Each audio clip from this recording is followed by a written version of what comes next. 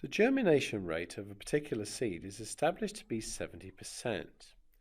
There is a trial of 20 of these seeds in a new type of fertilizer to see if the new fertilizer improves the rate. State the null and alternative hypotheses for this experiment. So, the null hypothesis is always the situation of no change. So what we're going to say is that P is 0.7, 70% germinate.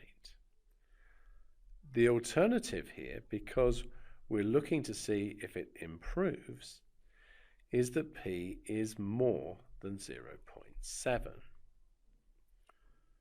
Now in part B, we're told a critical region for the test at the 5% level is established as x is greater than or equal to 18. So what we have is that from 18 upwards, that's the critical region. The acceptance region is anything below 18. So what conclusion can we draw if 17 seeds germinate? So we would accept H0.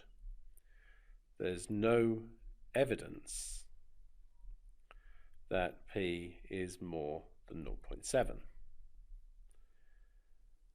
19 seeds germinate.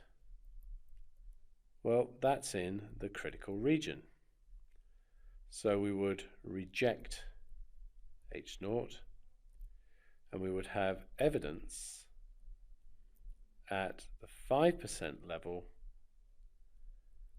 that P is more than 0.7.